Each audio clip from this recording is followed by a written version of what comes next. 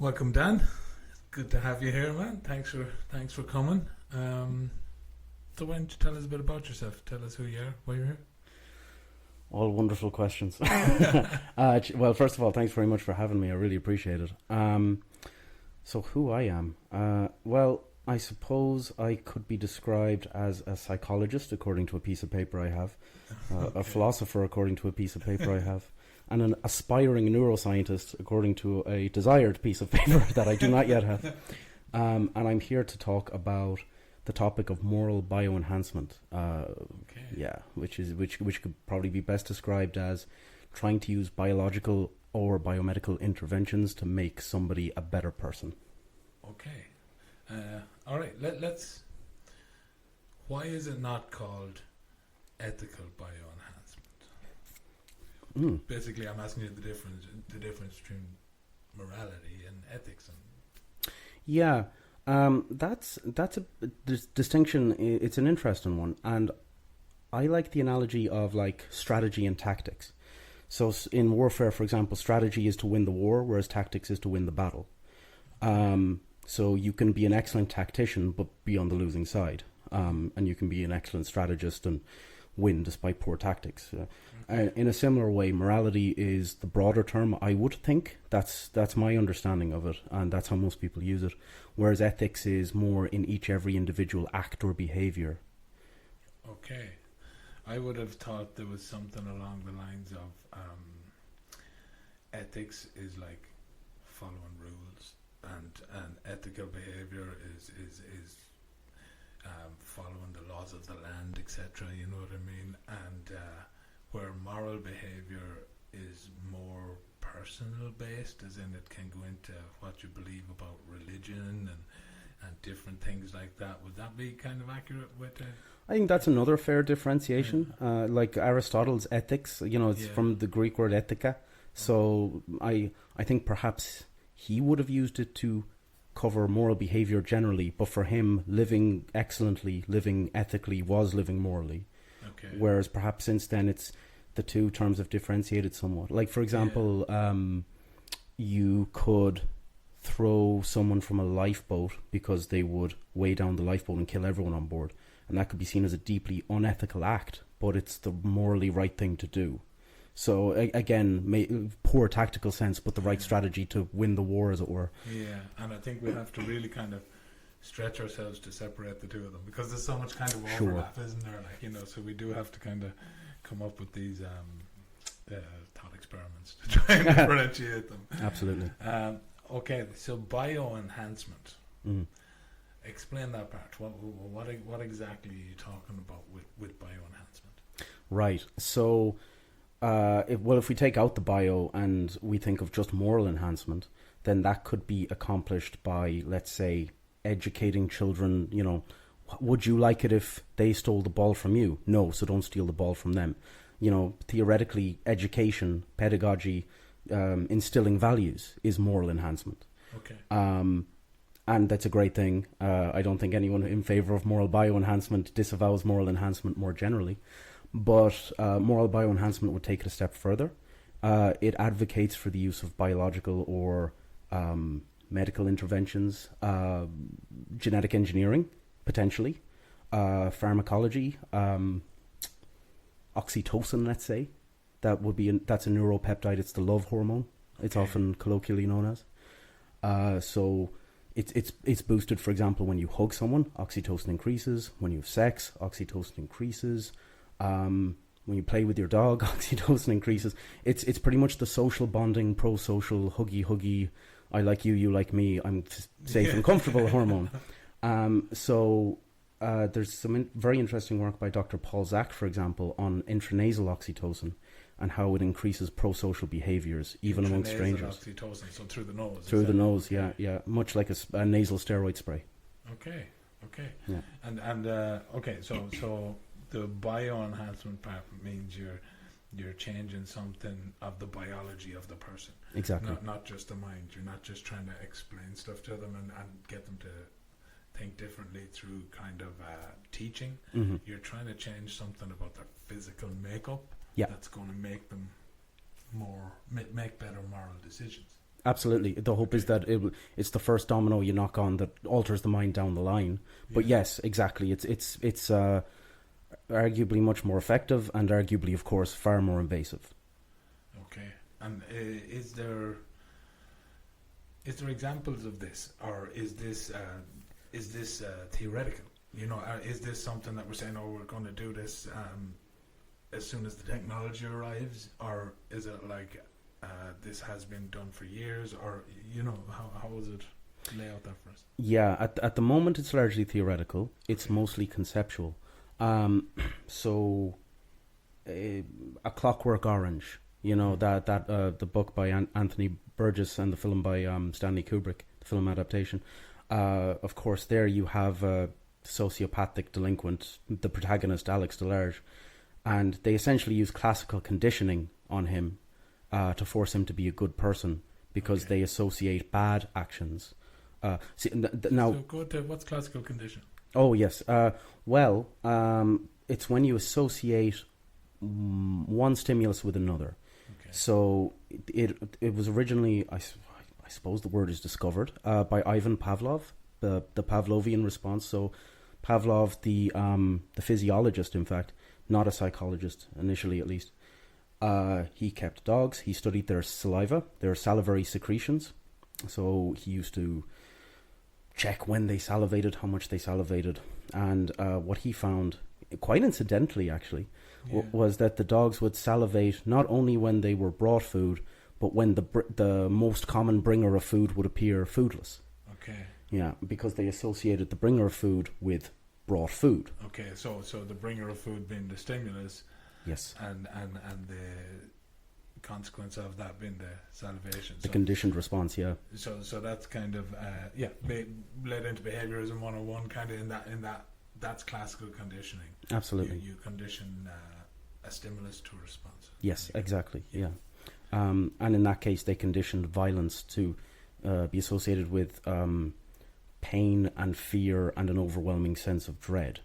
So now this would be an interesting, perhaps, explication of the moral ethical distinction, because he couldn't do unethical acts, but it wasn't out of a sense of morality. So he had to be ethical. Who are we talking about? Pardon me, the protagonist, Alex Delarge.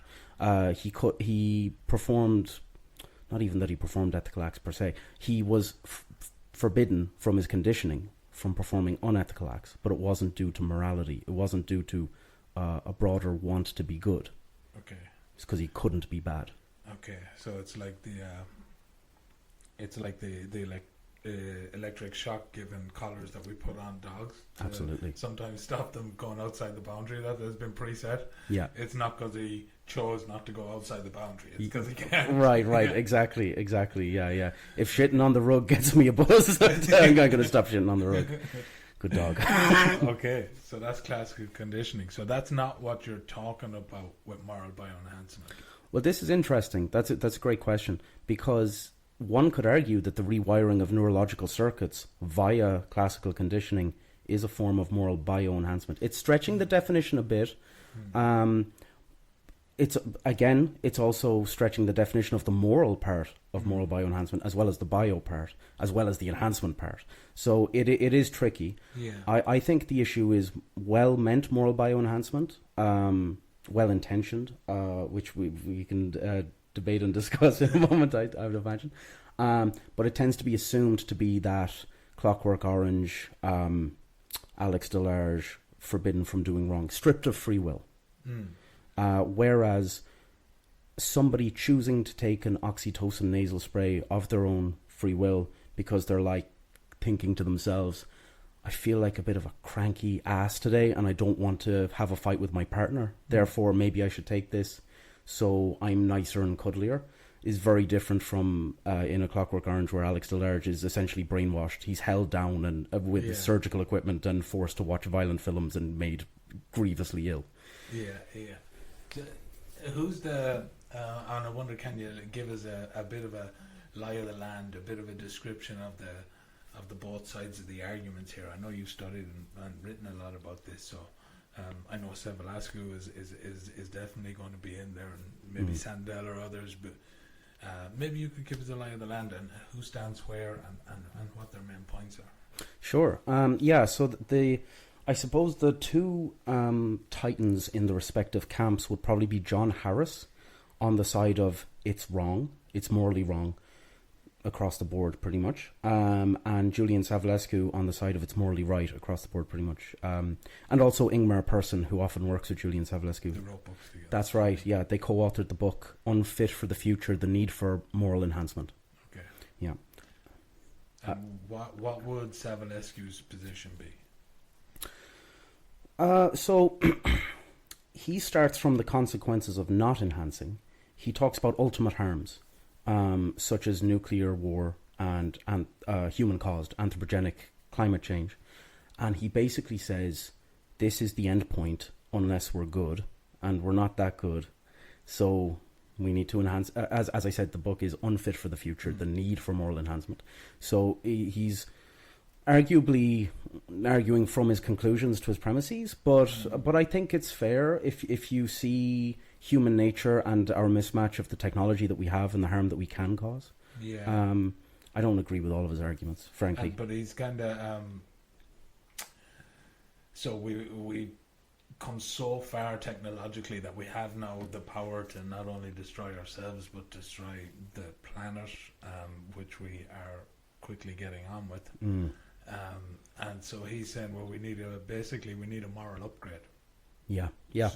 We need a moral upgrade because now we have the power to do these crazy stuff. It's fine when we were monkeys running around a forest and, you know what I mean, might cut down a tree or two, but now we've got serious technology that exaggerates our power and our will. Right. So we need more acute morality, maybe.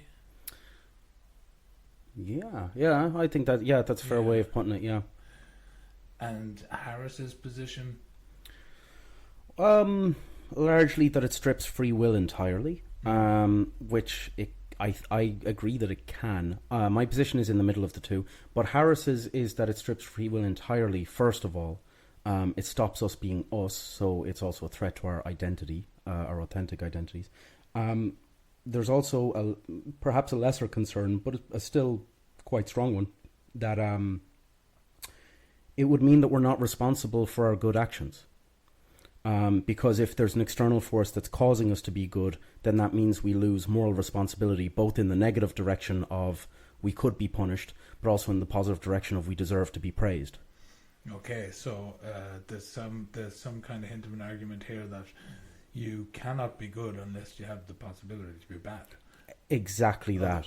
Otherwise, you're just being what you're programmed to be. And I think there is a case here of it becomes not your will, it becomes not freedom, it becomes a type of just mechanism.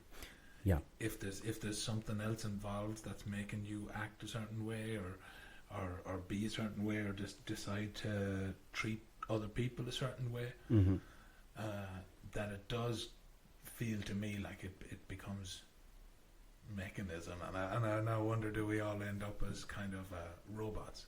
Did you know? I think that's absolutely accurate. I think that's Harris's concern.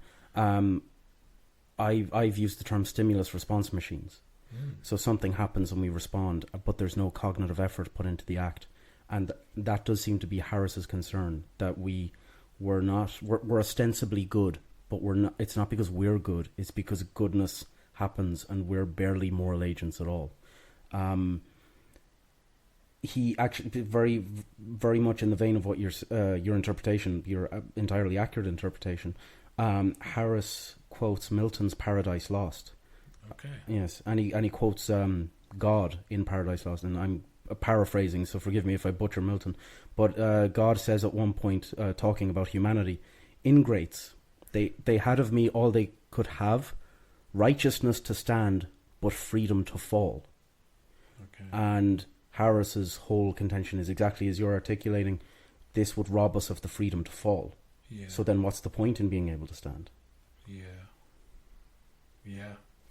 I get you. That's kind of how I feel about it as well. And you say you found a middle ground. Or your position that you feel like is a middle ground between both of those? Right. Yeah, so the Savulescu Person camp, Ingmar Person camp, advocating for compulsory moral bioenhancement, I don't agree with that. To be fair, I should say actually, when they wrote their first paper on this in, I believe, it could have been 2008, it could have been 2012. Tom Douglas introduced it in 2008, and Savulescu and Person jumped on it pretty quickly. But in any case, in their early works, they were very much about this is mandatory, compulsory. It's the only way it's going to work, including in their book, The Need for Moral Enhancement, from 2014. Since then, they've kind of gone, well, if enough people get it, then I guess not everyone needs to get it. But it seems like that might be more trying to be reasonable in the face of backlash. Yeah. But that's just speculation on my part. But their original contention that everyone needs it, I don't agree with that. Harris's contention that it necessarily makes you a stimulus response machine with no freedom to fall, I also don't agree with that. One could, in their very much right mind, by exercising their moral liberty, their moral freedom, they could choose to take a moral bioenhancement in order to make themselves a better person. Again, the example of someone taking the oxytocin nasal spray because they feel otherwise they might have a fight with their partner or get unnecessarily angry with their kid. That's not you choosing to be like Alex DeLarge in A Clockwork Orange. That's not you having a prohibited freedom to fall. That's you saying, I might fall today and I don't want to. I'd rather enhance my ability to stand. So I think that there's a conflation, frankly, that Harris uses. He basically says all moral enhancement just stops you from being a moral agent. And I don't think that's necessarily true at all. Mm. Yeah, that's interesting. I heard Savulescu push back on those kind of points as well. And he said, well, let's say empathy. He said, let's pick empathy. If we could increase empathy in people, over a population, women have more empathy than men. Mm. He said, so if we increase men's empathy to match women's empathy, would they be less free, or would they just be now as free as women who are free? Right. But they wouldn't be free to be men. Mm. Yeah.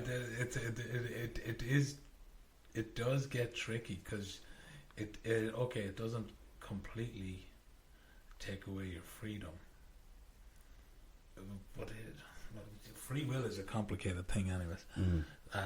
And I maybe at the end we'll talk about free will, but it doesn't completely take away your freedom, but it does kind of put walls around it, I think that's very fair. Yeah, yeah.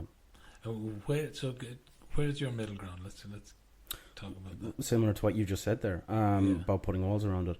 I think these interventions, again, as we've discussed, theoretical at the moment largely, but they could be used to put a floor on your moral capabilities and arguably a ceiling if they're used in a certain way. Okay.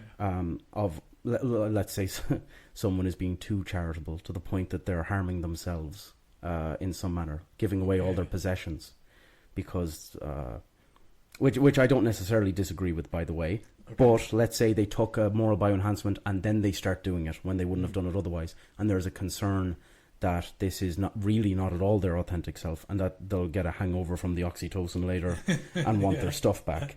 So wake up in the morning, go start ringing their friends. Yeah. Did I give you my favorite books? Yeah, right. Yeah, exactly. So I think the difference is John Harris believes you're locked into one path of action, which then is unfreedom. Whereas I think it's possible to put you into a range of actions, of acceptable actions, let's say, from not that bad to really good, so it's just trying to scrub out the really bad ones. I think one of the issues with Harris's arguments, again, he tends to treat all moral bioenhancement as if they would be equally detrimental to freedom. he goes off on oxytocin and serotonin at one point. But I mentioned this in my previous writings. Like if an efficacious dose of an effective dose of serotonin made you unfree, then everybody who's depressed is more free than people who are depressed and taking SSRIs. And that seems an absurd conclusion.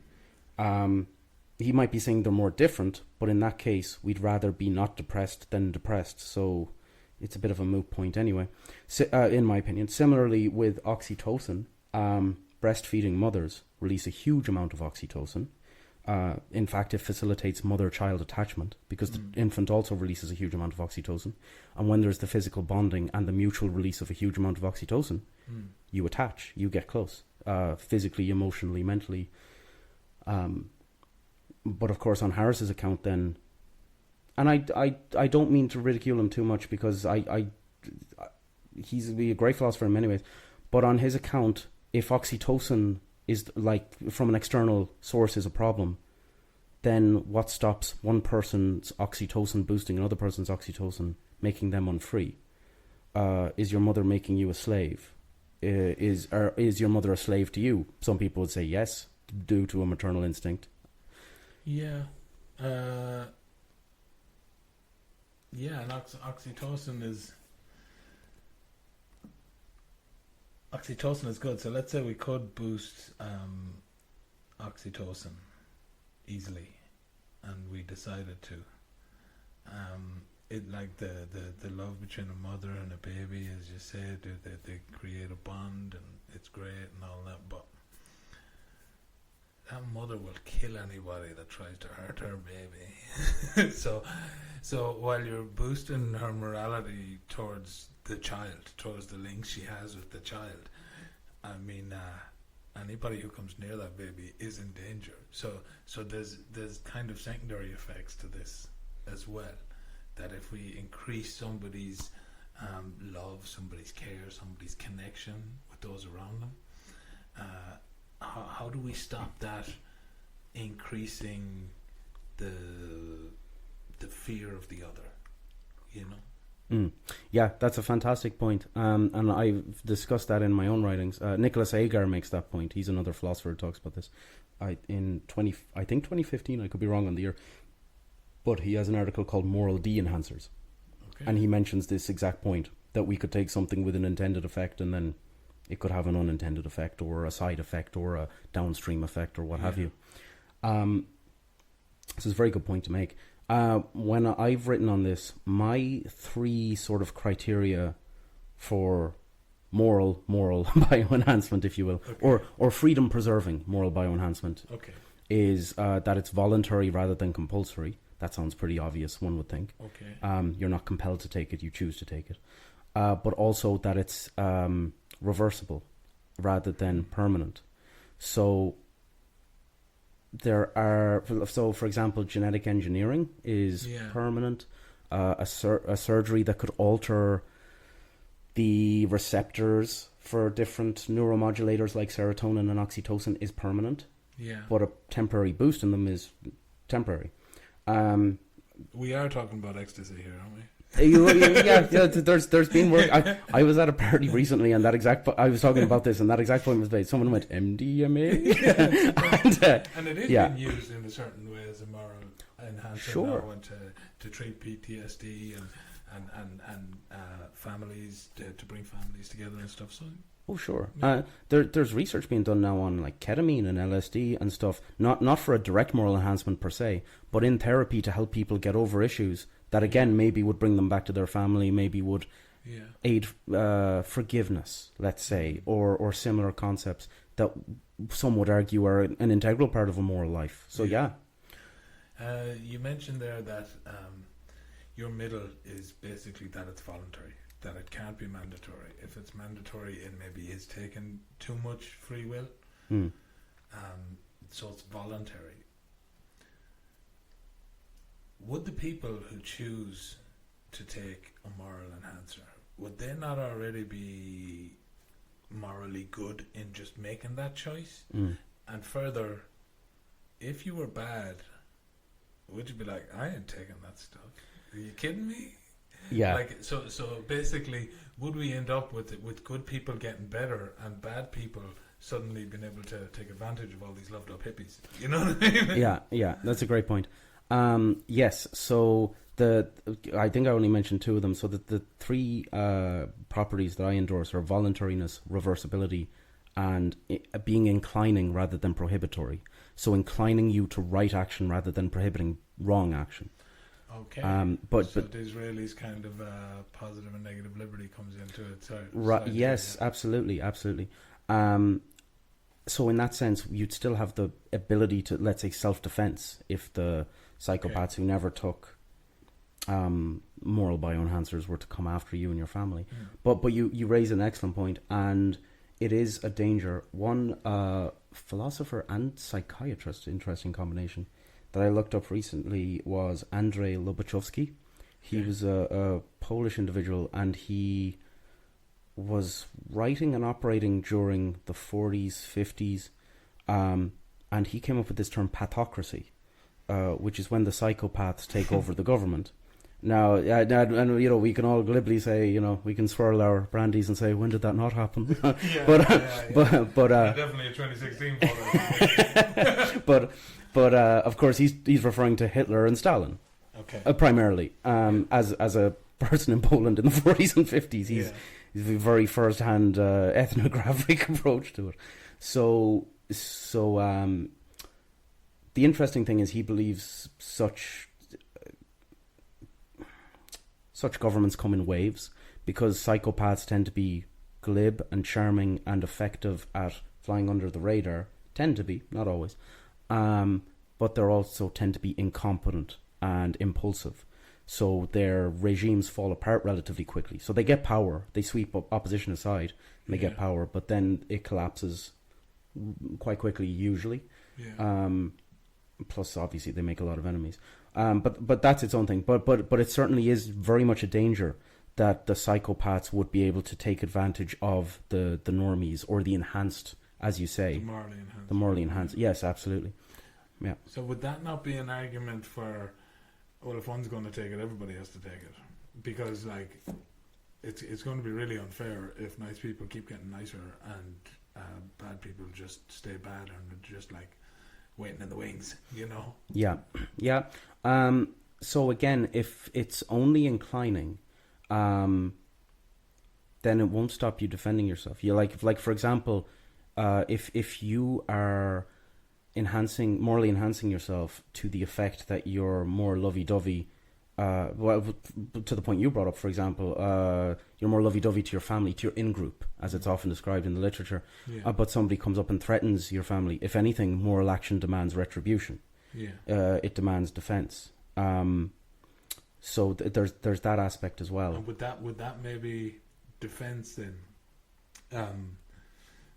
Like, could that be exaggerated then by the strength of your feelings towards this attack are also exaggerated, just like your love for your in-group is exaggerated? Is this the strength of your feelings against these people now attacking you? Would that be a worry as well, that there'd be an exaggerated defense? Yeah, I think it could be, absolutely. One of the examples I gave in my master's dissertation on the topic was, Tom Douglas, I mentioned him earlier, he was the first one who brought this up at all in 2008, but he had a 2011 paper following up where he described, like, let's say you got a guy called James, and James is a judge in a multi-ethnic area, and James is a nice guy, and he says, I'm not a racist, I hate racists, my folks were racist, and racism is bad, but he's really afraid that he's internalized subconscious racist attitudes. So explicitly he's going, racism is bad, but he's afraid that he's got an implicit racial bias due to his upbringing, no fault of his own. So Douglas says that James may very well hear of an racism destroying moral bioenhancement and go, well, I'll take that, because it makes him more free and it brings him more into line with the person he wants to be. Now that's Douglas's argument, and I think that makes a lot of sense to me. However, I agree that there are certainly issues with, let's say, while that enhances James, the district judge's impartiality towards ethnic outgroups in his courtroom, and that is a very good thing. But we don't want to promote impartiality when he goes home to his family. Yeah. So this is part of the inclining, part of the reversible, certainly. Could be compulsory theoretically, but certainly part of the reversible and inclining aspects, because we'd like James to be able to take oxytocin, let's say, when it doesn't make him look at outgroups like, what did you do to that person? Would you have done that to my little girl? Guilty, send him away. We don't want him to be overly defensive, retributive in his, or disproportionate in his punishment. We want him to be fair to everyone, almost logical, almost computer-like. In the courtroom, but lovey-dovey at home, if he wants to be. Again, it's not voluntary, compulsory. That doesn't really come. That dichotomy doesn't come into that particular one so much. There is, you said a word there now. Triggered. You said you want us to be, not you want us to be, but it might be better if we were purely logical and computer-like. Sure. I don't like that kind of picture of humanity, and I think somehow the idea of moral bio enhancement kind of pushes us towards that logicness, but it breeds an almost instrumentality of others and of.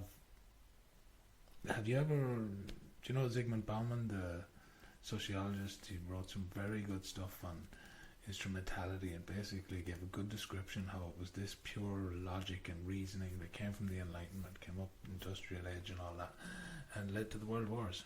He said it was that thinking that brought it about, and so I do worry.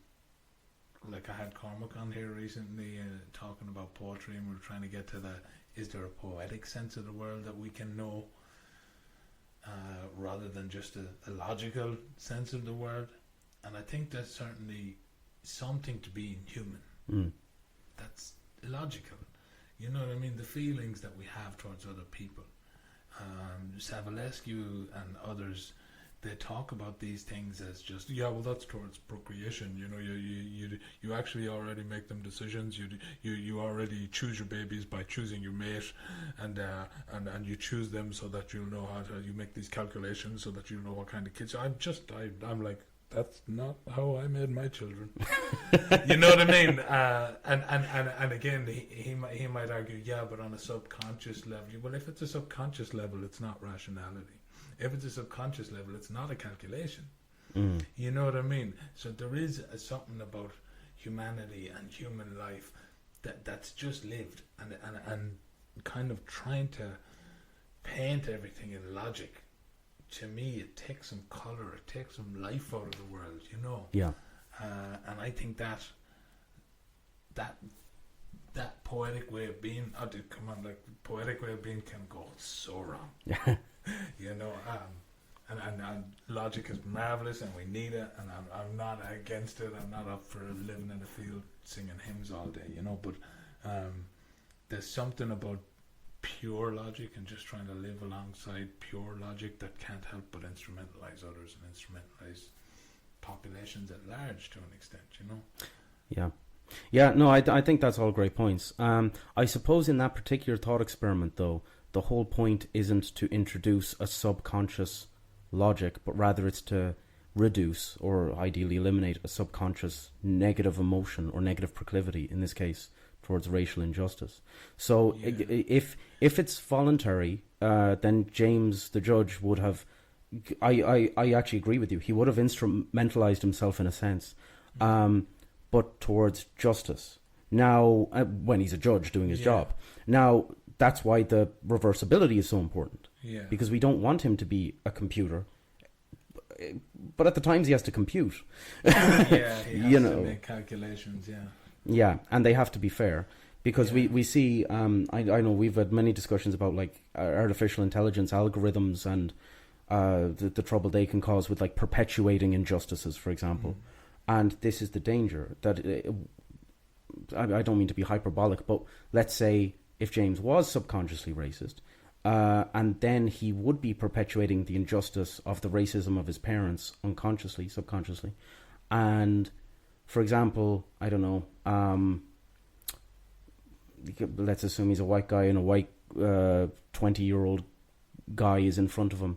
We've seen cases like this where it's like that guy who is in the States and he drunk drove and killed someone, and his lawyer said, "But Your Honor, my client deserves not to go to jail because he has a case of affluenza. His family is affluent and he's never faced consequences for his actions before, so it's unfair to treat him that way now." Wow. Yeah, and the judge was like, "Oh, well, and took it into account. Yeah. Whereas 20-year-old black guy comes up and it's like, "What are you, a thug?" But if there is that subconscious racism, then it would be good to eliminate that through a moral bio enhancement. Interestingly, I'll just tie a ribbon on that. There's a blood pressure drug, I believe, called propranolol. I've heard of it recently. Yeah, right, okay. And it's been shown in research to reduce racial bias, completely unconsciously. Yeah, but Jonathan Haidt's work and stuff on that, and that there is a kind of a naturalness to racism, and that we have some kind of reaction to a recognizable outgroup. And it seems reasonable, if we're living in our Dunbar village, with 150 people, and someone comes in who doesn't look like anybody, we want to spot that, you know what I mean? Because maybe they don't live by the same values as us. Maybe they're going to do something that is dangerous to everybody else or whatever. And I mean, that is not as relevant in today's society. Let's go back to James the Judge. Sure. So James the Judge is up there and he's worried about his racial bias. And so someone says, "We've got this propanol. Take it and you're all good." So he takes it and there's no racial bias anymore. There's also no battle inside James to fight the racism. Is this not kind of how humans get better, how we develop ourselves? Is that why am I being a dickhead to the person who's slightly different than me? Let me think through this now. Hang on. I need to fucking calm myself on, and you might have to kind of catch yourself a few times being a dickhead and go, "Oh, that's why I did that. Okay, now concentrate." And through that, you become a better person, a more developed person, and it's not just you become less biased. You actually maybe build up a strength of developing yourself in doing that, in going through the process. If we can just take a pill for that, I mean, does that not kind of stunt our development on another level, on the kind of secondary benefits we get from battling against biases and recognizing faults in ourselves? So, in this way, is this a criticism I could level at moral bio enhancement that actually takes away the fight that's important in developing ourselves? Yeah, I think that's fair. That's a big point of Harris's as well. Okay. Yeah, that it not only does it make it unnecessary, but it essentially precludes moral education. It stops you learning. Yeah. It is a big point from Harris, and it's well articulated by yourself there as well. So my thoughts would be, in the particular James the Judge case, if the unconscious bias is unconscious or subconscious, then you can't fight against it. It's like fighting a ghost. Now, one could say, well, then maybe it's not there if you can't know it's there. And that's fair too. After all, he just fears he has a subconscious bias. He hasn't confirmed it with a psychological test in this particular thought experiment. Fair enough. But there's some interesting research on, let's say, people who should be very morally educated. There's, I can't remember the year now, but I think it was in the 1970s, perhaps. 73 is jumping out, but forgive me if I'm wrong on that. But Darley and Batson are the authors, so you find it. Your listeners will find it if they look them up. And they did a study of students at Princeton Theological Seminary. Okay. So students who were learning all about the Bible, training to be pastors, priests, I guess. I don't know the official title, but men of the cloth in any case. and very much attempting to morally educate themselves as well as factually educate themselves in the virtues of the Bible. So they decided to screw around with them a little. So they did an experiment where they had the seminary students deliver a talk at another building on campus. And half of the seminary students were told it was about seminarian career prospects, and half were told it was about the story of the Good Samaritan and why it's important to be a Good Samaritan. And Darlene Batson had a confederate, an actor on their behalf, play someone who was ill and injured between the two buildings. And the fact that half those students had to give a story on why you should be a Good Samaritan didn't alter their behaviour. They didn't stop to help the person. So even though they know you should be a Good Samaritan, even though they believe you should be a Good Samaritan, even though they're on the way to tell other people that you should be a Good Samaritan, they weren't Good Samaritans. So it's quite jarring. Now, there were 4 conditions. There was Samaritan speech hurried, Samaritan speech unhurried, career prospects hurried, career prospects unhurried. What they had to talk about had no effect. But the unhurried group, 63% of them helped, compared to 10% of the hurried group. So to be fair, it may have been a cognitive rather than moral limitation. It may have been time constraints. It may have been panic, things that we wouldn't necessarily judge someone for as a moral failure, more so, oh, they're distracted. To be fair. But the fact, again, that they know that they have to be a Good Samaritan, it is definitely, absolutely the morally right thing to do. And then when someone asks them for help, they go, sorry, I got to tell people how much I should help you instead of helping you. you know. We all know people like that. Absolutely. I may even be like that myself around 11:30 and I've got a few beers.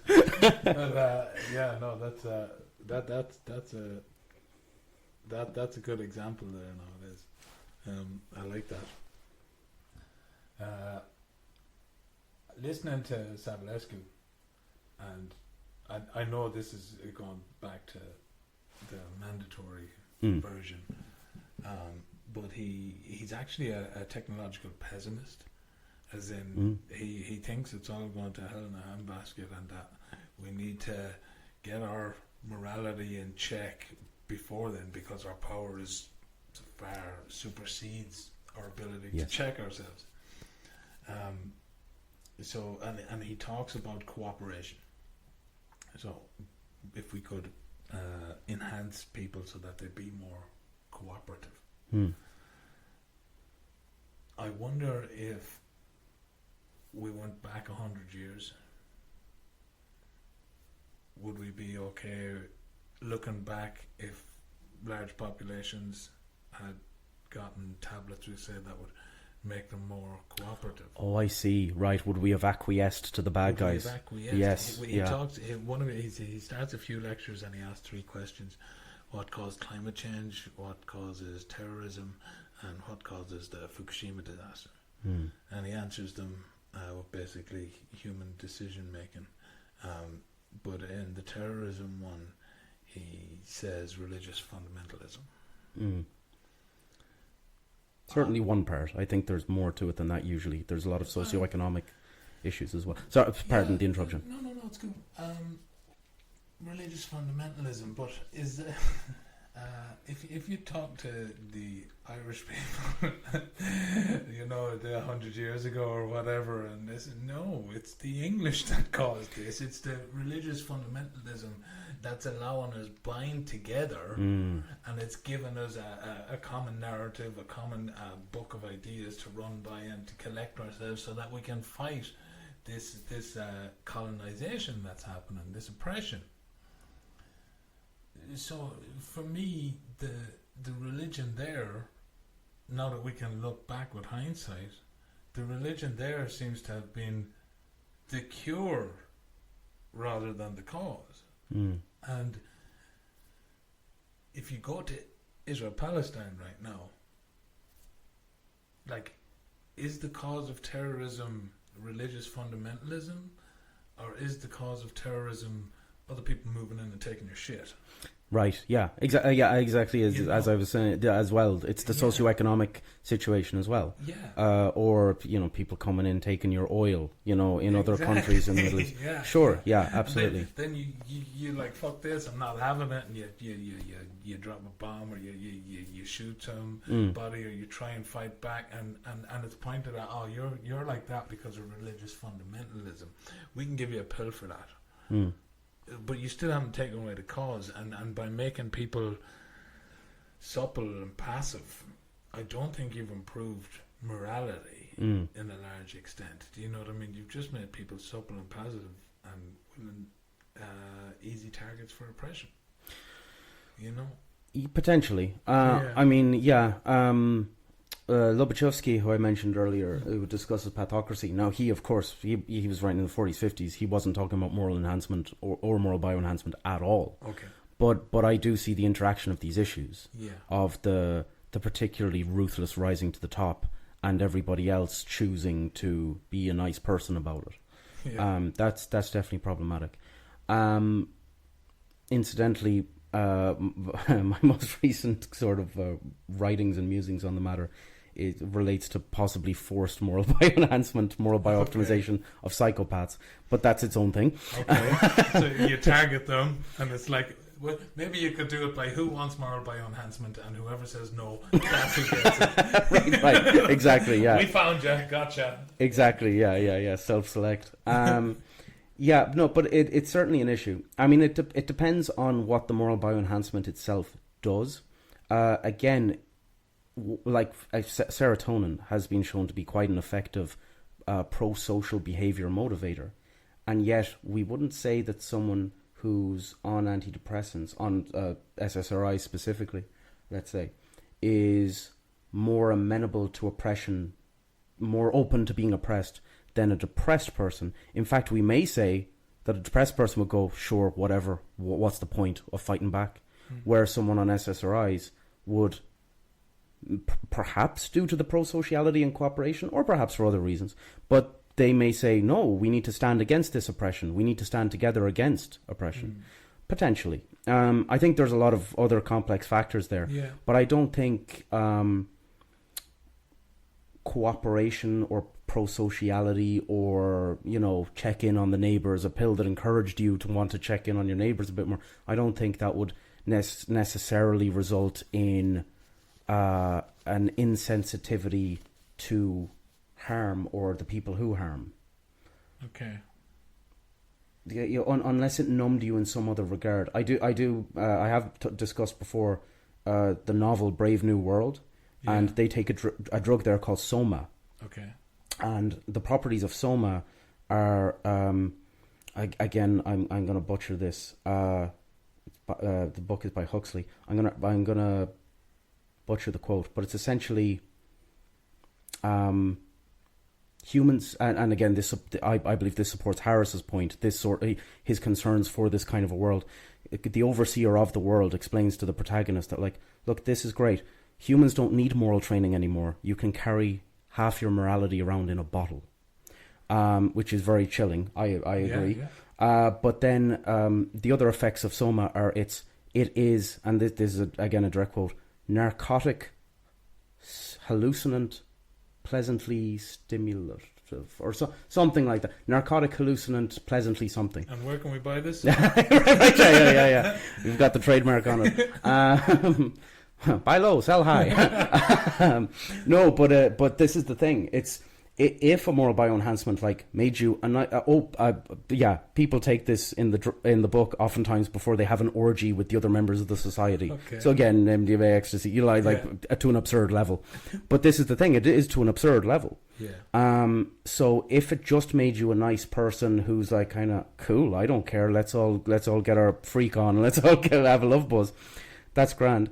If it made you just a good person, that's a slightly different thing. But the fact that it renders you a bit senseless, again, narcotic, hallucinant, pleasantly sedative, maybe. But in any case, it puts you out of it. But enhancing your moral proclivities doesn't necessarily require de-enhancing your cognitive faculties. And I think that's where the issue arises. And again, as I said earlier, I think most proponents of moral bioenhancement aren't against moral enhancement more traditionally, like in schools, like parents instilling good values, like spiritual or religious systems that focus on the good parts, etc. And would moral bioenhancement, rather than dumbing you down cognitively, basically, would it require the opposite? Would it require you to have better reasoning skills? Would it require you to have better logic? Would it basically require a cognitive boost, you to be smarter? Douglas makes that point, Tom Douglas. I believe it's in his 2011 paper again. He makes the point that by removing a brute constraint on the agent's freedom, in his case, by removing the on a subconscious racial bias from James the judge, he allows him to think better and make better decisions. That's a very specific case, but I think it is fair to say that if you remove biases, then you probably free up more cognitive processing, maybe more conscious cognitive processing, maybe more fair unconscious cognitive processing. Harris, I know, would disagree with that. He would say, again, that it precludes moral education and moral reasoning. Harris advocates very strongly for cognitive enhancement. Okay. And he actually argues that cognitive enhancement would improve your moral faculties. So the other direction. Kind of consequence of that. Right, because if we know what the prudential thing to do is, and being good is at least partly prudential, theoretically, then if we become smarter, then, well, first of all, we have more cognitive resources to devote to others and ourselves and our own development. Yeah. But also we will do the good thing for us, the prudential thing, which also turns out to be oftentimes the pro-social thing, which oftentimes turns out to be the moral thing. Okay. I think he's right that cognition provides a floor on moral capabilities, but he seems to suggest it opens the door to them and sort of necessitates, that's not quite fair, but it enables them. Okay. And I don't think that's true. The Darley and Batson study, I think, shows it. The whole concept of implicit racial biases show it. Unconscious, subconscious biases show that you can't outlearn something that you don't know is there. Yeah. Another example I brought up is the Milgram experiments on obedience. They were all I should probably detail the experiment. Okay, the Milton experiment. Stanley Milgram, yeah. Milgram, sorry. Yes, so it was in the 60s, I believe. I can't remember the exact year, but it's very famous experiments on obedience in social psychology.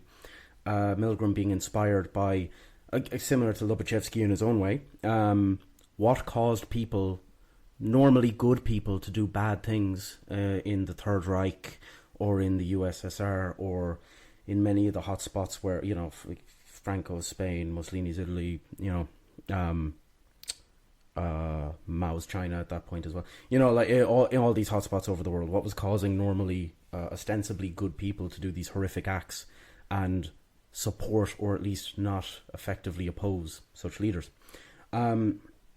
So this was Milgram's interest. So he ran these infamous now obedience experiments where he had one person, the participant, controlling a dial that would transmit electricity into another person. They would shock another person that was in another room. Now, similar to Darley and Batson, where they had a confederate, so an actor who wasn't really ill and distressed, Milgram had a confederate in the other room, an actor who wasn't really being shocked. But they did like scream out in pain, for example.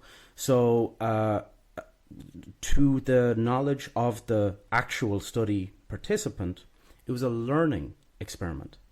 So they would, the details are a little hazy now actually, but they perhaps they would say one thing, and the Confederate actor, the alleged other participant, was to say a second thing that related to the first thing. So tree, bark, black, white, something like that, let's say.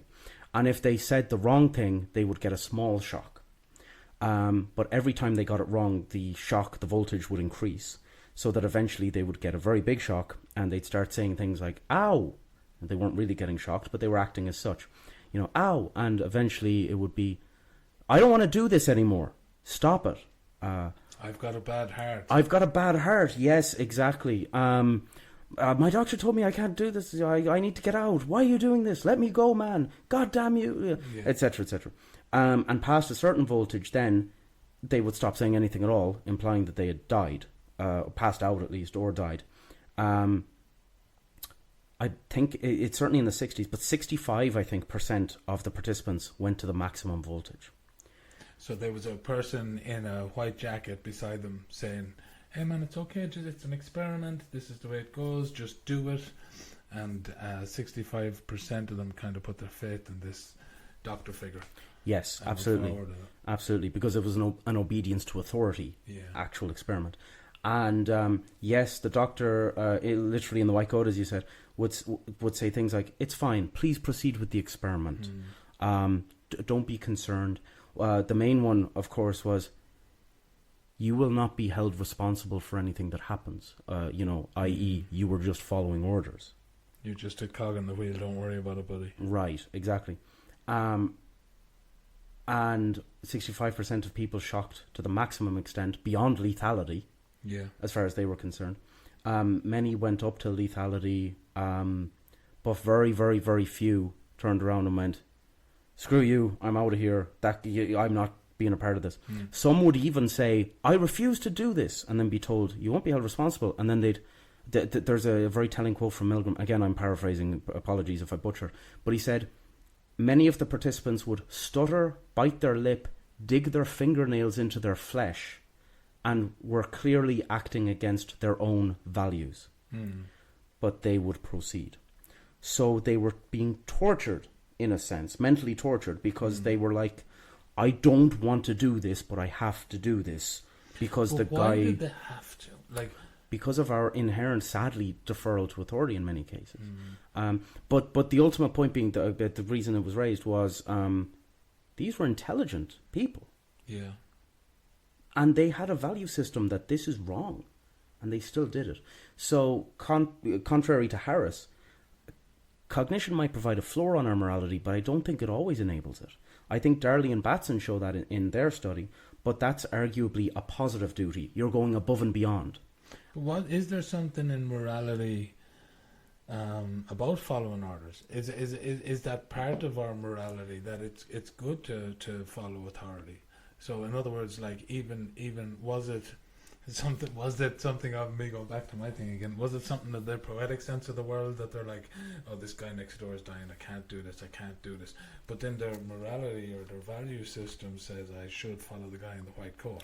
This is an excellent question, and this is this is the point I was just about to make, actually, because in the Darley and Batson case, again, it's a positive duty. They're going above and beyond by helping, and one could even argue that they are fulfilling their primary moral obligation to deliver their talk. So by not helping one person, they're telling 100 people perhaps to help one person each, which will result in 100 people being helped in the future, etc., etc. Consequentialism, I know we're dipping our toes in there. Yeah. Sure. But so there's something to be said for, well, not everyone helps out people who need help. We don't always give money to the homeless, that's fine.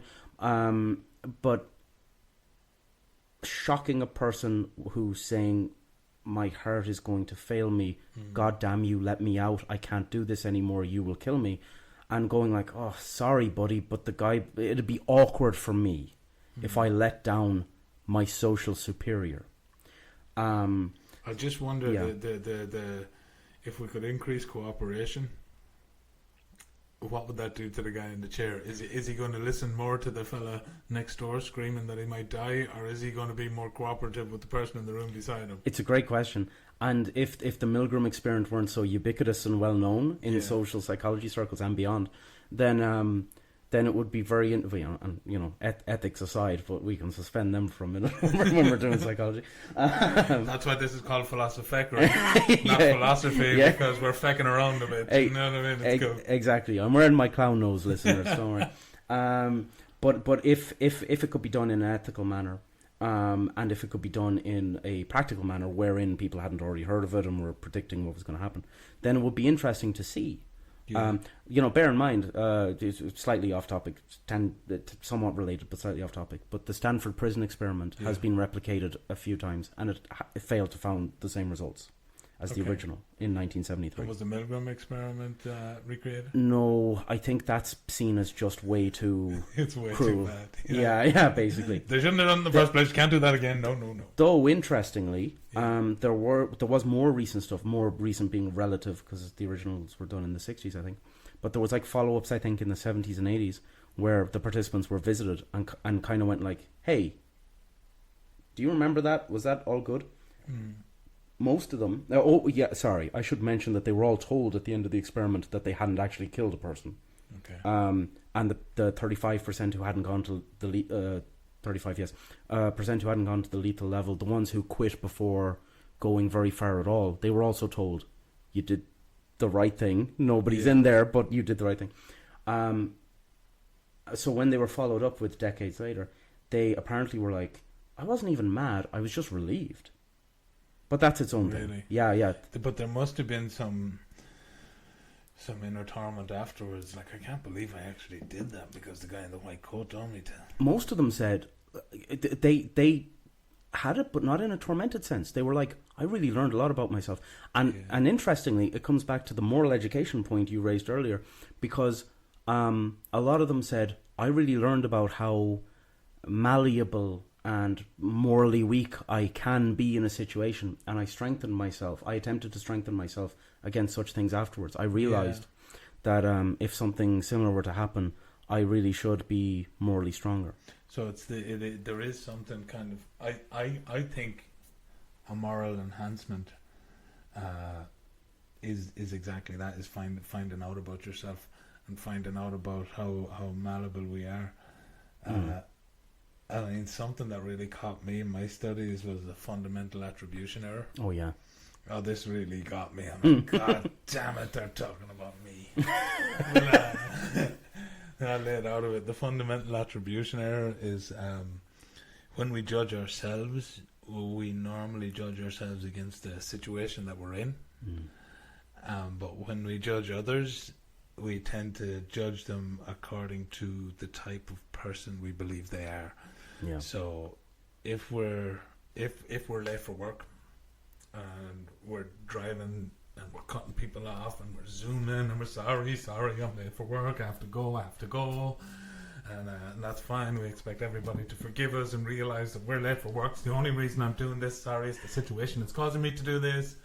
And then the following week, we're sitting there in traffic. We're not particularly late for work, and some guy comes along and zooms in front of you and cuts you off. It's like, you're an asshole. That's why you're doing that, because you're an asshole. Yeah. And that's that for me epitomizes the fundamental attribution error that I've really recognized in myself and tried to correct since I've understood that it is actually a thing that we all do constantly. That we judge ourselves according to the situation, and we judge others then as if they are an actual thing we can name, like an asshole or whatever, Absolutely.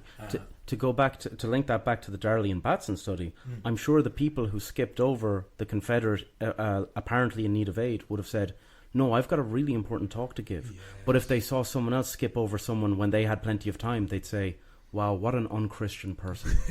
Yeah, exactly. but there you go. Exactly. It is a very, ironically fundamental tenet of our psychology. It's a very, very self-protective mechanism, I think, to go, if I do something wrong, well, we're all geese sometimes, and I'm trying to learn. Yeah, haven't I adorable? Whereas if someone else does something wrong, it's, oh, you're rotten to the core. Exactly. There's something dark of you. We see something in them that, we project something onto them. Yes, yeah. Absolutely. And I really like that. What's that other phrase? What we hate most in others is what we recognize in ourselves.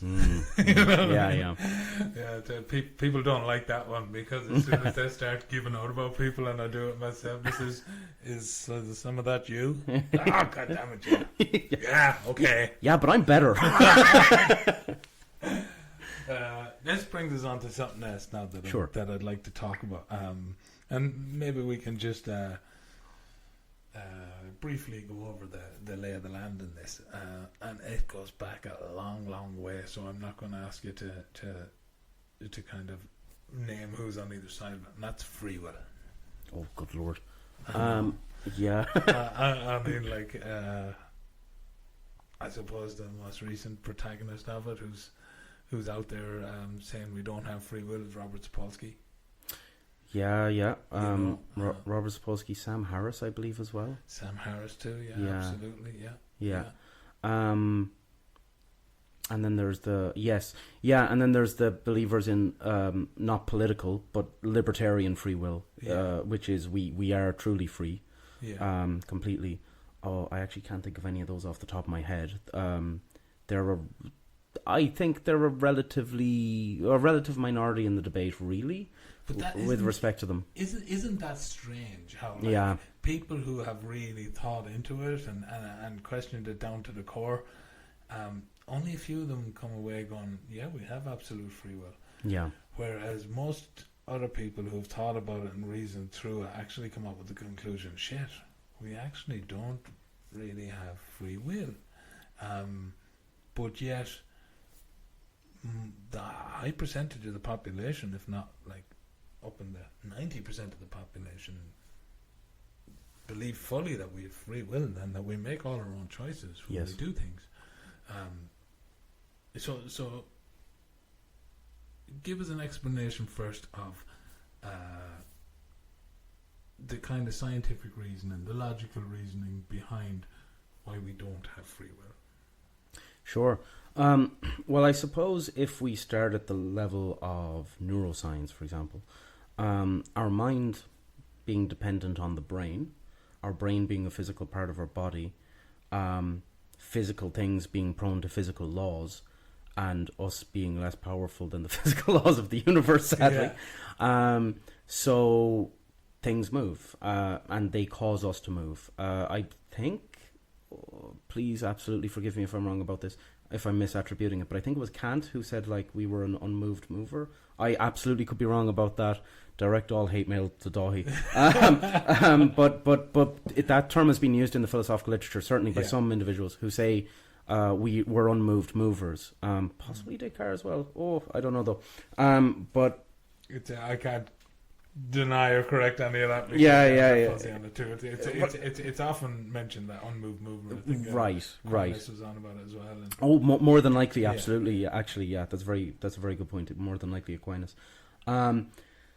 So the idea that we can sort of break free of the natural physical laws in some kind of a sense, it's sort of like the world moves as it should do around us according to Newtonian physics, which, quantum mechanics brings up other questions which are very interesting. But according to like classical mechanics, Newtonian physics, let's say, the world moves, and don't worry though, because we've got minds, and minds are free from the physical laws. But of course, a more materialist version would say, well, minds are from brains and brains are physical, as discussed. So if our neurons firing are just electricity and chemicals, and at a very reductive level that's what they are, the neurons, then all we are in our minds is electricity and chemicals in a particular place at a particular time of day. And physical laws, if A leads to B and B leads to C and C leads to D, well, A happens, caused B, which results in C, and then we are D. So let's say I go to the fridge right now, and there is 3 different brands of beer there. Oh, let's say there's a beer, there's a cider, and there's an Indian Pale Ale. Ooh. And I said, I think I am going to choose cider today. Why is that not a choice? How is that not my free will to choose that? Right. So, well, first of all, you were probably thirsty beforehand. And so let's say thirst receptors, that's certainly not the right term, but I think we all know what I'm intending. But the hormonal milieu of the body, as well as the osmotic receptors, I think might be it, hydration absorption, makes you thirsty. And that happens, and then afterwards your mind registers the physical activity and says, golly gumdrops, I sure am thirsty. And we're like, I think I'll choose to drink. Right. So you assign a gentle freedom to the action that your body has decided is in its best interest, with or without your input. So yeah, and maybe it's got a certain taste, a certain preference today that would be different tomorrow. Therefore, you go for the pale ale or the cider over the pale ale, or vice versa. Depending on the day. So yeah, we tend to assign ourselves as those in control when in fact life happens to us and we kind of just experience it. Yeah. We react to our physical structure, really, don't we? Right. You know what I mean? And to advertising and to kind of to inputs. Yeah. I mean, if we did have absolute free will, then advertising would just be pointless. Yeah. You know what I mean? But and these things actually do have an impact on us. Yes. At its most extreme level, some people would say they'd endorse a position called epiphenomenalism. I kind of flirt with it a little bit, to be honest. You flirt with a lot of people. That's right. That's I right. don't know who this epi woman is, but yeah. I've got a concept in every port. No, Gee, that is absolutely a joke. Yeah, this interview is over. No, I flirt with epiphenomenalism a bit. So the idea, it was I think explained very well by Huxley. I want to make a distinction between Aldous Huxley, who wrote Brave New World, who we mentioned earlier, and this Huxley, whose forename I forget, possibly Thomas Huxley, but I hate throwing possiblies into the world. But a different Huxley. But he compared it to a train, a steam engine.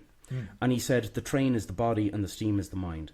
But the steam doesn't make the train goes, and then the steam is along for the ride and kind of going, hey, this is great. Okay. So in a similar manner, our mind is along with the body, and the body does its thing as it needs to do to survive and reproduce, etc., etc. So our mind is kind of... we could definitely go into the hard problem of consciousness from this one, but we're not going there right now. Yeah. But so our mind is a consequence, almost. It's an awareness of the happening of everything else. Absolutely, yeah. That's a very good description, yes. I really like Jonathan Haidt's Rider and the Elephant. Yes. I think that's a great analogy for us to understand free will and maybe how much we have or how much we don't have. And he says that most of us is basically an elephant, and the small conscious awareness part we have that does have some agency, he calls the rider, and the rider is atop the elephant. So basically, the elephant is in charge. This massive kind of biological animal that we are is in charge. And like you were saying with the steam, the rider is along for the ride. Yes. But now the rider can somehow, he can see ahead, he can see things coming that might affect the elephant, he can gently steer the elephant, he can gently manipulate the elephant. But if the elephant wants to do something, the elephant is doing it. The rider has no say, he can pull on his ears, it's not going to bother him, he's a freaking elephant. Yeah. And so I like that analogy because it kind of gives us space to become better riders without feeling like we need to have full control. Yeah. You know what I mean? Like, we can see ahead a bit. We can try and... I think Nietzsche and his bundle drives and his description of how we get about the world is that, like an artist, like we can only take in what's happening, we can't control it, and then we can kind of make the best of it as it comes along and try and make some art out of life. You know what I mean? Absolutely, yeah.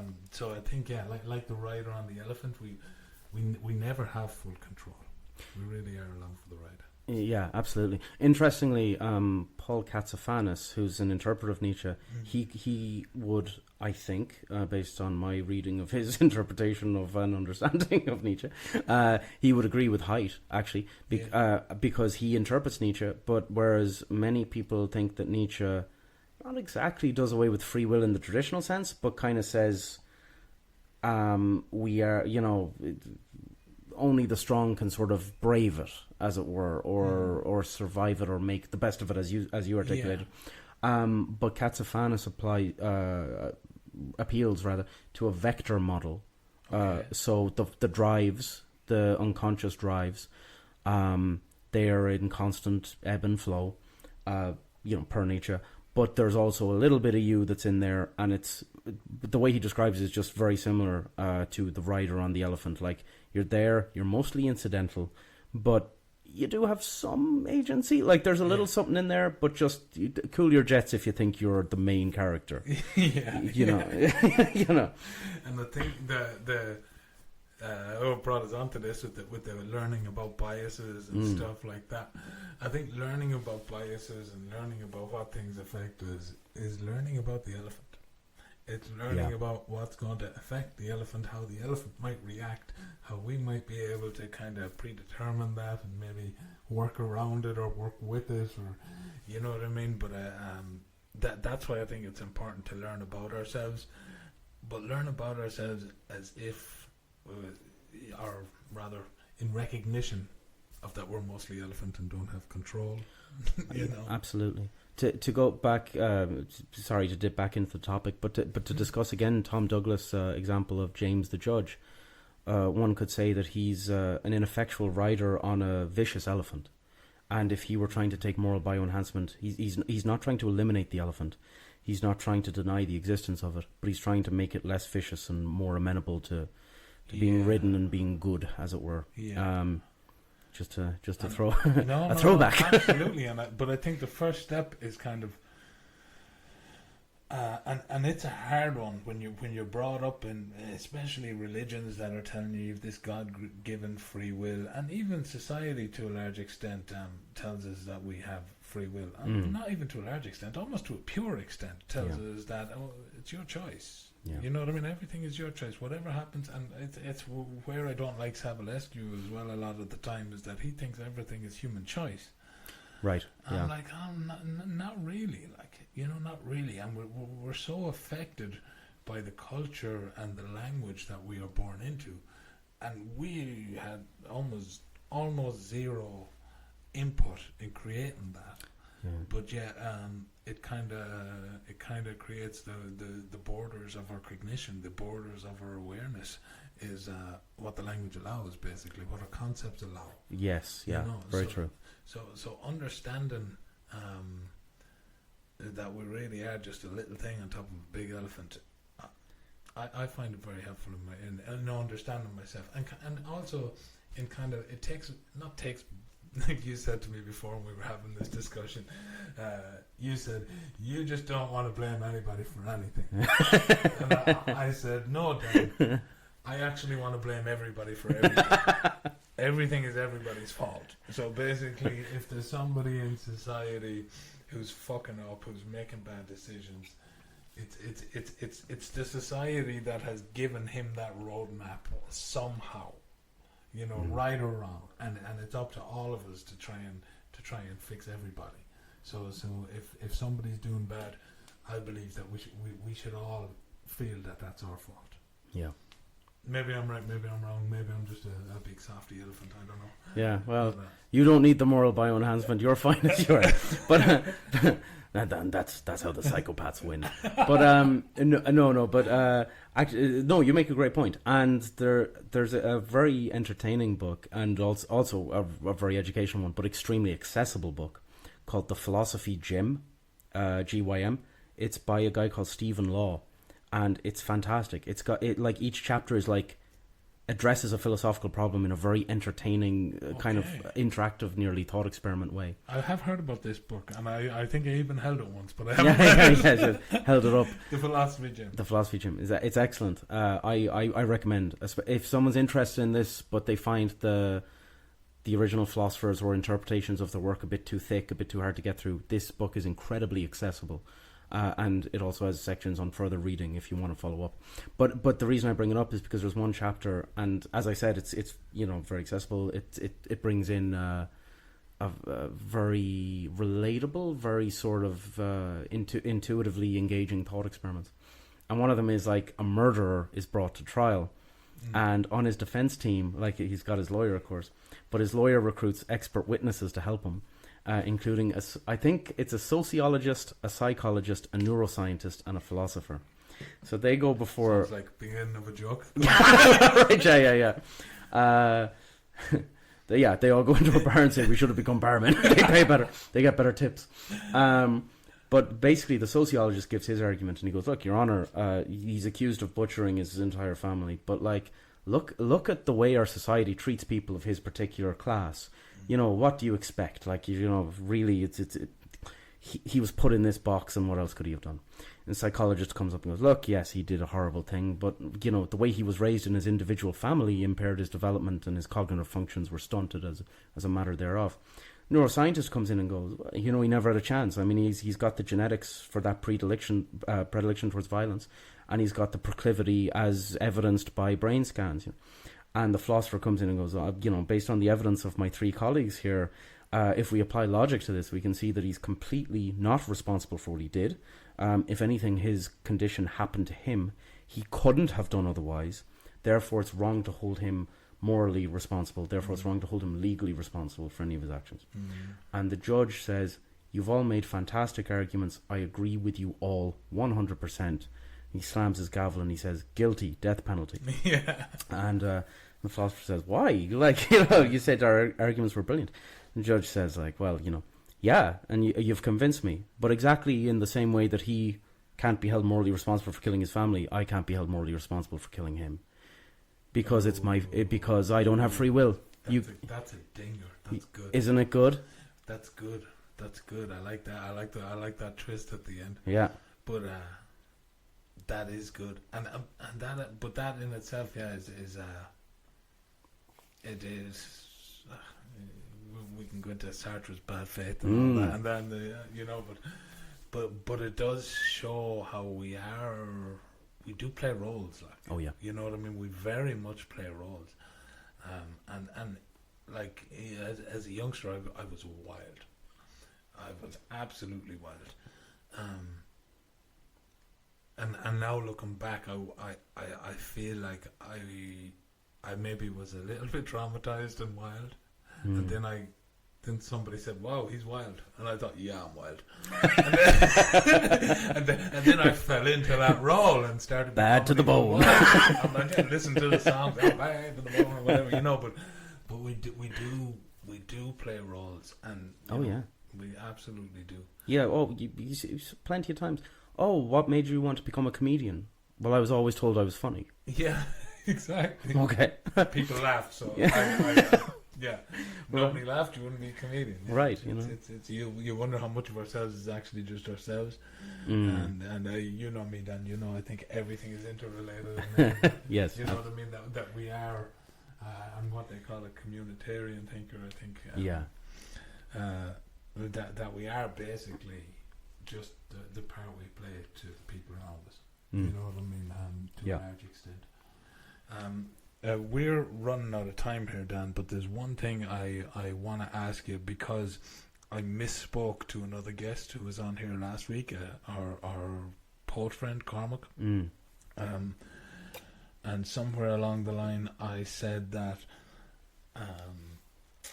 all data goes through the audible part of the brain after having a brief conversation with you, and that's somehow how my brain farted out that bit of our conversation, but I just want to clear that up. Basically, when we were talking, you had been talking about an experiment you were doing about reading, and you were telling me that, well, when people read things, they actually hear it because it's going through an audible part of their brain. So even though they're reading and it's visual, their brain is saying it to themselves. But that doesn't mean all data, again, depend on what you mean by data, goes through that audible part of the brain. Right. Yeah. So that's a very nuanced distinction. Absolutely. So reading is a good example. so in I hope I don't butcher this, because as I said to you earlier, my supervisor is an expert in dyslexia. So if I'm wrong about this, she'll hang me upside down. And I really hope I get you in trouble. But from my understanding, which is relatively naive, but reading, for example, and individuals with dyslexia who read, it's often seen as a visual impairment. In popular media especially, it's often depicted as, oh, the words are jumbled up. The letters are wrong,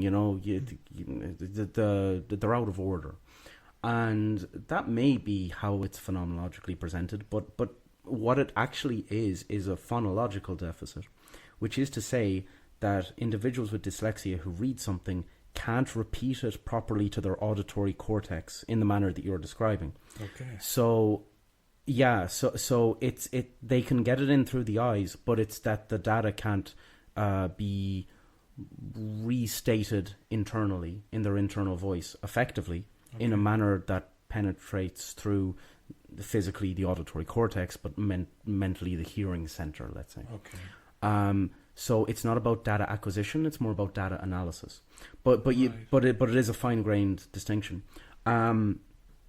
So yes, you've done a lot of stuff on the philosophy of language and how it shapes us, and as you discussed earlier, how we're sort of born into these linguistic systems. And this is the thing, because essentially, if we reiterate these concepts to ourselves, then concepts have to be spoken to ourselves. There's a linguistic element to it, which means a speaker and a hearer, even if it's just us. We play both roles. Yeah. So in that sense, when you think of something, if I think of tree, then I speak and envision visually the word tree, but also I hear the word tree. And the concept of tree then is encapsulated in the word, the concepts, and you see, what I struggle with is, can you have the idea without the word? Can you have the concept without the word to wrap around it, to confine it, to give it borders? I don't know. Yeah. There's this idea, I think we talked about it before, the Sapir-Whorf hypothesis. Oh, the Sapir-Whorf, yeah. One being primarily a linguist and one being primarily an anthropologist. And the idea is that exactly as you articulate, ideas require language. Language allows us to form our ideas, and our ideas that are in turn then constricted by our language to an extent. Even when you spoke about earlier, we're born into the world, and we don't have a choice about that. So how much of it is us? This is captured in Heidegger's geflungen, which is a German word, which is like basically flung into. Thrownness would be a very direct translation, but that doesn't make a whole lot of sense in either language. It's like, who's doing the throne? Right, yeah, exactly. Yeah. But to be geflungen is like, I didn't choose this. It's like all of a sudden, what? Where am I? Right, exactly. So I think in that very similar manner, we repeat these concepts to ourselves, but in an intelligible manner, if you will. And part of that involves language. Okay. Part of it involves visuals, I'm sure, but it's hard to make sense of the visuals without the language. Which again you've brought up artfully before. Yeah, I've annoyed you with that stuff. That's what I meant. Don't worry, I can see through your politeness. I can see through it. One day I'll have my own podcast and you'll rue the day. I'll happily come on there, Dan. We'll definitely have some chats. Perfect. Look, Dan, we're reaching our limit here. I really appreciate you coming on, and there's so much more about you that I'd like to talk about. Not least, we've talked about ideas and other people's ideas and this, that, and the other. But I'd love to have a conversation with you about what drives you, because you're one of the most driven people I know. Thank you. Like I said, I've I've said this to you before. I hear people call you a genius, and it pisses me off because I'm like, that sounds like he just got up in the morning and just fucking wrote some great shit and then went back to bed, and it's just that easy. But I know how hard you work and how hard you push yourself, and I hope you can come back on here and we can have a long conversation about that one of the days. I'd love to. Thanks so much for having me on. No, it's great. Okay, Dan Lee, pleasure to have you.